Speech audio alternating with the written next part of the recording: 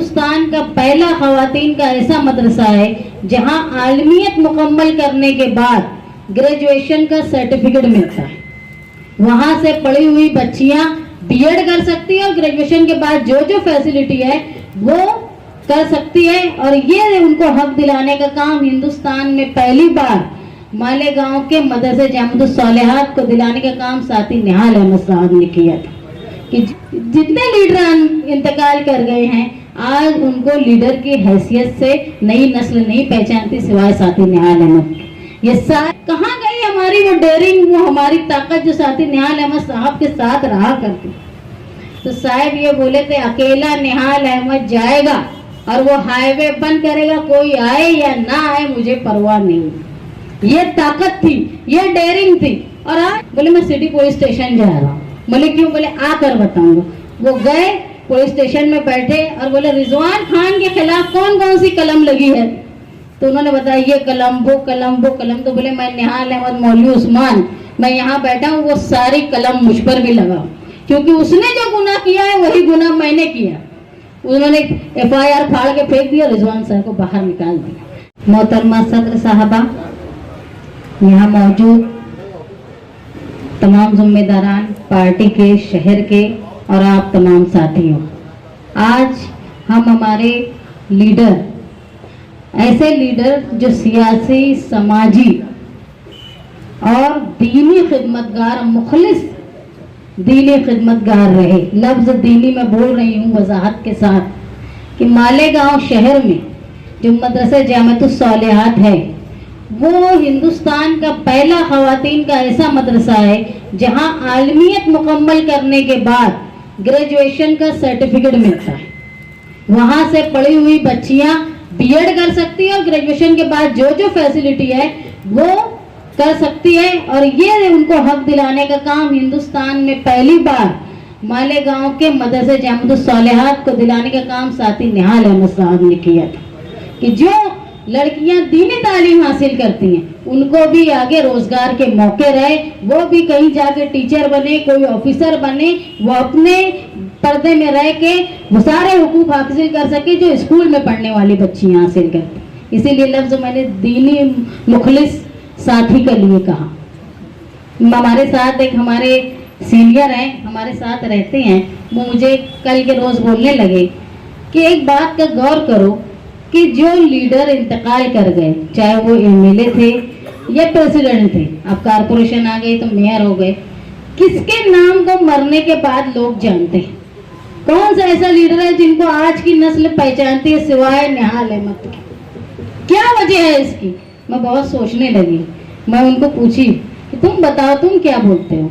तो बोलने लगी वजह यह है कि सारे लीडरान पहले किसी खास तबके के, किसी खास महवर के लोगों के लीडर थे, लेकिन साथी निहाल अहमद साहब जो थे वो हर तबके के, हर माशरे के, हर शहरी के लीडर थे। और उसकी वजह से उनके इंतकाल के बाद भी उनके उसूलों को वर्करों ने जिंदा रखा। और तुम लोग जो आज सियासी काम कर रहे हो ये तुम्हारा कमाल नहीं है भाई, ये कमाल है निहाल साहब के मानने वाले वर्करों का कि तुम्हारे अंदर उन्होंने वो जोश पैदा रखा। तुमको आके बताते साहब होते तो ये करते, तो तुमको फैसला करने की ताकत मिलती है। और इस तरह साहब का नाम आज तक जिंदा है। बहुत बड़ी बात थी, मुझे, मैं समझती तो हूँ ये, लेकिन कभी गौर नहीं की थी कि आज जितने लीडर इंतकाल कर गए हैं आज उनको लीडर की हैसियत से नई नस्ल नहीं पहचानती सिवाय साथी निहाल अहमद। ये सारी कोशिशें जो आज शहर में बच्चा बच्चा जो निहाल अहमद साहब को शायद देखा ना, वो भी उनका नाम जानता है। ये सारा कमाल उस वक्त के सोशलिस्ट और आज के जनता दल के वर्करों का है कि जिन्होंने आज तक अपने लीडर के उसूल और नाम को जिंदा रखा। यही है सच्ची खराज अकीदत, जो अपने लीडर की उसूलों को जिंदा रखे। एक वाकया मैं बताना चाहती हूँ। अलीम सिद्दीकी साहब बोल रहे थे कि कोई वाकया अगर आए तो बताना। मैं कोर्ट में 12 नवंबर के मामले में बार बार जाती थी। एक बुजुर्ग आदमी थे, वो बैठे थे, मुसलमान नहीं थे, नॉन मुस्लिम थे। तो मुझे बार बार देखते थे कि मैं वहाँ थी। एक दिन किसी से पूछे कि ये कौन है? उन्होंने बोला कि भाई निहाल साहब की लड़की है। वो मुझे बुलाए, बोले बैठ। क्या नाम है? तो मैं मेरा नाम बताई। बोले तू निहाल साहब की लड़की है? बोले हाँ। बोले मैं तेरे वालिद, तेरे पिताजी का कट्टर मुखालिफ था। मैं ऐसा मुखालिफ था कि मैं भीमा गौली के साथ रहता था।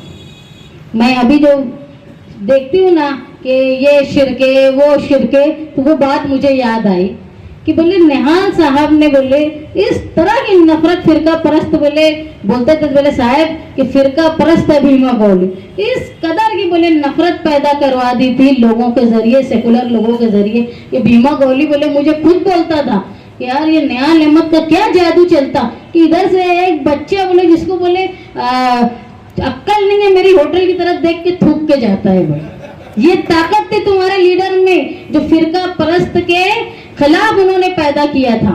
और आज आप देखो कि वो एक बात आती है जानवर पकड़ने के लिए आ रहे हैं। ये याद रखो, अगर तुमने निहाल अहमद के उसूलों को जिंदा नहीं रखा तो हो सकता है कि अगला नासिर, अगला जुनैद मालेगांव का हो। अगर तुम ताकत से नहीं लड़ोगे, तुम फिरका परस्तों को जो सिर्फ जानवर पे इसलिए कब्जा करने की कोशिश करते हैं, गाड़ी पे हमला करने की कोशिश करते हैं क्योंकि गाड़ी ले जाने वाला मुसलमान है, परेशान करते हैं। ये सियासत भी चल रही है, उनकी रोजी रोटी भी चल रही है। अगर आप लोगों ने फिरका परस्तों का जवाब, मुंह तोड़ जवाब नहीं दिया तो याद रखो कि वो वक्त दूर नहीं कि हमारे यहाँ का भी कोई नासिर फौत कर जाए या हमारे यहाँ का कोई जुनैद फौत कर जाए। मैं सोच रही थी कि एक ऐसा वक्त था कि साहब ने इतनी नफरत भर दी थी कि भीमा गौली को मालेगांव छोड़ के जाना पड़ा। जब उनका देहांत हुआ तो भी वो किसी और आश्रम में थे। यानी मालेगांव में सिर्फ मुसलमानों ने नहीं, नॉन मुस्लिम लोगों ने भी उसको कबूल नहीं किया। ये तुम्हारी ताकत थी तुम्हारे लीडर की। आज वक्त ये आ गया है कि एक मामूली आदमी आता है, वो जानवरों की गाड़ी पकड़ने की कोशिश करता है, उसको धक्का बुक्की मामूली चीज भी लगती होंगी तो पुलिस डर के मारे उसको बाहर शहर में भेज देती। यानी इतना डर हो गया है। कहाँ गई हमारी वो डेयरिंग, वो हमारी ताकत जो साथी निहाल अहमद साहब के साथ रहा करती। आज पावर का मामला हुआ, यहाँ पे ऑनलाइन एतराज़ात दाखिल हुए। वहाँ मैं नासिक में गई थी, मुझे जो बोलना था, मुझे जितना समझता था, मैंने अपनी तौर से बोलने की कोशिश की। मैं याद कर रही थी कि 2014 में जैसे मुस्तकीम बता रहे थे कि रोड को, हाईवे को ब्लॉक करने का मामला आया। तमाम सियासी पार्टी के लोग उसमें शामिल थे कुछ छोड़कर। तो आखिरी में पुलिस के डर से सब डर गए थे। जब पुलिस साहब के पास आई और ये बोली कि ऐसा हो जाएगा वैसा हो जाएगा, तो साहब बोले दूसरी तंजीमें डर रही है। तो साहब ये बोले थे अकेला निहाल अहमद जाएगा और वो हाईवे बंद करेगा, कोई आए या ना आए मुझे परवाह नहीं। ये ताकत थी, ये डेयरिंग थी। और आज जो लोग अपने आप को बुनकरों का लीडर, मालेगांव की अकलियत का लीडर बोलते हैं, उन्होंने एतराज भी दाखिल करने की कोशिश नहीं की। कहाँ है हमारी सियासी बसीरत? हम लोग कहाँ से सोचते हैं लीडर किसको बोलते हैं? लीडर वो होता है जो किसी खास तबके का हो, ऐसा नहीं। इसमें एक वाकया मुझे याद आया कि जब 2014 में रोड ब्लॉक किए थे, उस वक्त रिजवान सर जो है हमारी पार्टी में नहीं थे, हमारे साथ नहीं थे, लेकिन वही रोड ब्लॉक करने का काम रिजवान सर ने भी किया था। साहब का प्रोग्राम खत्म हुआ, किसी तरह का केस नहीं बना, साहब घर पे आए, मुझे फोन किए। अब कभी मेरे घर नहीं आते थे, लेकिन वो आए, बोले मैं तेरे घर आना चाहता हूँ। तो बोली आओ। वो आए, वहाँ तहारत के लिए गए। बोले जा कहाँ रहे? बोले मैं सिटी पुलिस स्टेशन जा रहा हूँ। बोले क्यों? बोले आकर बताऊंगा। वो गए, पुलिस स्टेशन में बैठे और बोले रिजवान खान के खिलाफ कौन कौन सी कलम लगी है? तो उन्होंने बताया ये कलम, वो कलम, वो कलम। तो बोले मैं निहाल अहमद मौलवी उस्मान, मैं यहाँ बैठा हूँ, वो सारी कलम मुझ पर भी लगाओ, क्योंकि उसने जो गुनाह किया है वही गुनाह मैंने किया। उन्होंने FIR फाड़ के फेंक दिया, रिजवान सर को बाहर निकाल दिया, जबकि रिजवान सर हमारे पार्टी में नहीं थे उस वक्त। लेकिन लीडर जो होता है वो हर किसी तबके का मानने वाला होता है, उसको फिक्र होती है कि मेरे शहर के किसी भी, अगर मेरे और उसका मकसद एक है तो उसको भी, मुझे अगर पुलिस ने रियायत दी है तो उसको भी देनी चाहिए। मालेगांव शहर में पावर का जो गंदा निज़ाम चल रहा है, मैंने आज एतराज़ में ये भी बोला कि फैसिलिटी हमको कुछ नहीं मिल रही। सालों से इंतजार हो रहा है कि भाई मीटर लग जाएगा, मीटर लग नहीं रहे, लोगों के शेड असासा पैसा लगा हुआ है लेकिन पावर नहीं आ रही। लोगों के घरों में जाती है कंपनी वाले और बोलते हैं तुम्हारा फॉल्टी मीटर है, तुम्हारा प्रिपेयर मीटर है, ये बोल के जबरदस्ती उनके मीटर लेकर जाते हैं। पंचनामे में डरा धमका के कभी मर्दों से कभी घर की औरतों से साइन लेकर चले जाते हैं और बाद में बोलते हैं ये फॉल्टी, और नया मीटर लगा देते हैं जो बहुत ज्यादा रफ्तार से चलता है। ऐसी शिकायत लोग करते हैं। इतनी गुंडागर्दी करने की हिम्मत कैसे आ गई पावर हाउस वालों की? उसकी वजह ये है कि तुम जवाब नहीं देते। मुझे अगर कोई फोन करता है और ये बोलता है कि हमारे यहाँ मीटर बदलने आए थे, तो मैं उनको डायरेक्ट बोलती हूँ उनको बोलो लिख कर दे कि तुमने चेक किया है कि हमारा मीटर फॉल्टी है। जब तक हम खुद शिकायत नहीं करेंगे कि हमारा मीटर बदलना है या हमारा मीटर जो है वो फॉल्टी है, इसके अंदर रिवर्स और ये वो बनवाया गया है, इसके शिकायत के बिना कोई हमारा मीटर बदल नहीं सकता। लेकिन लोग फौज फाड़ा देखते डर जाते, ये कारपोरेटर, ये आमदार, ये इसको आजी माजी को फोन लगाते, कोई आता वाता नहीं।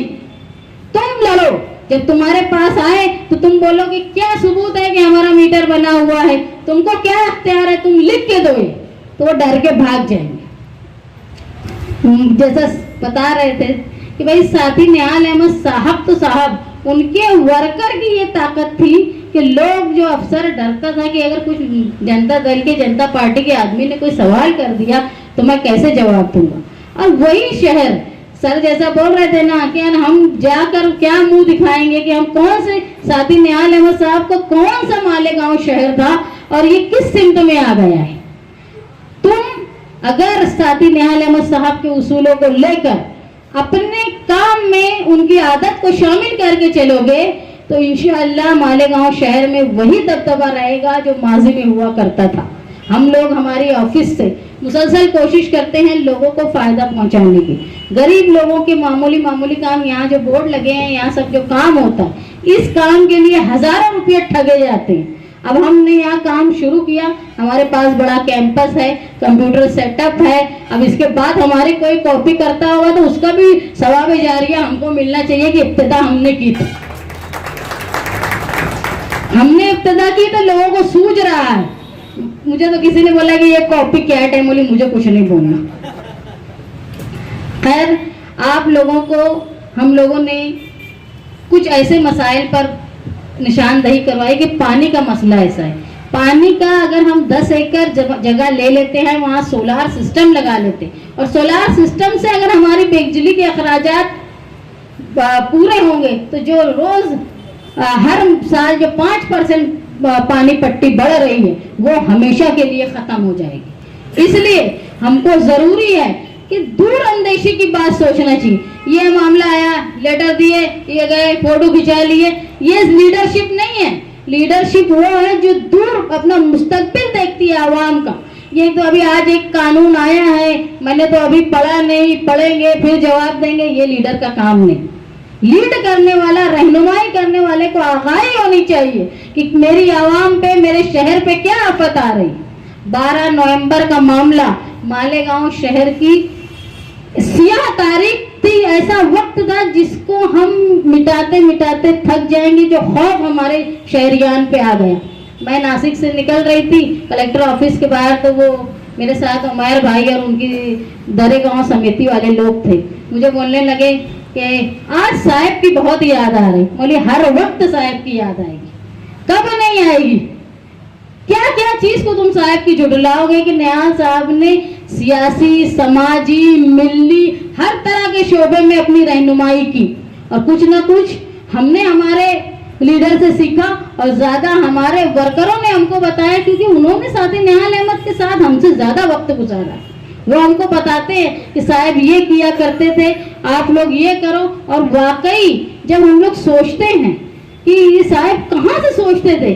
अभी एक वाकया आया, शिवसेना की वो लेडीज ने धमकी दी गुलाब राव पाटिल को कि मैं यहाँ आके जो मिनिस्टर है आपके खिलाफ तकरीर करूंगी, तो वो आई नहीं। तो बोला कि भाई परमिशन नहीं मिली इसलिए मैं आई नहीं। तो गुलाब राव पाटिल ने बोला था कि भाई निहाल साहब को भी परमिशन नहीं मिली थी, तो वो कुर्सी लटका के तकरीर करके गए थे, तुमको भी ऐसा ही करना था। आज उनके इंतकाल के 7 साल के बाद भी लोग निहाल अहमद के मिसालें देते हैं और मुकामी तौर पे तो आप जानते हो किसी भी सियासी लीडर मुखालिफ का कोई मजलिस में सिवाय निहाल साहब की बुराई करे बगैर उनकी मीटिंग पूरी नहीं होती। उनको जो खौफ है जो सालों पहले था, आज तक मैं तो ये बोलती हूँ कि शायद ख्वाब में आते हैं जो बेचारे डर जाते हैं, आज भी उनकी बुराइयां करते हैं। आज हम साहब के उसूलों को लेकर चल रहे हैं आप लोगों के साथ, चाहे बिजली का मामला हो, चाहे पानी का मामला हो, चाहे शहर में सेहत और सफाई का मामला हो। मेरी आप लोगों से दरख्वास्त है, अगर किसी तरह के भी मसाइल आए तो हम लोग जिस तरह आपने साथी निहाल अहमद साहब पर भरोसा किया था, एतमाद किया था और उनकी बात पर लब्बैक कहते हुए आप लोग उनके हर तहरीक में हिस्सेदार हुआ करते थे, वैसे ही आप लोग हमारा साथ दें। इंशाअल्लाह हम वैसे ही मालेगांव शहर का दोबारा वकार बनाने की कोशिश करेंगे। आज साथी निहाल अहमद साहब की बरसी पे मैं आप तमाम लोगों का साथी निहाल अहमद के घराने की तरफ से शुक्रगुजार हूँ कि आपने हर वक्त हमारा साथ दिया, हर मौसम में हर कमी पे आप लोग हमारे साथ रहे। जिस वक्त लोगों का खानदान उनको छोड़कर चला जाता है उस वक्त जनता दल के वर्करों और इस शहर ने हमारा सहारा दिया। मैं खुद को कभी अकेला नहीं समझती क्योंकि मुझे मालूम है मेरे साथ मेरे हजारों वर्कर। आप आज साहिब के लिए दुआगो हैं, मैं आप लोगों की शुक्रगुजार हूँ और आइंदा भी साथी निहाल अहमद के उसूलों के मुताबिक हम अपनी ज़िंदगी गुजारने की और उस पर अमल करने की कोशिश करेंगे।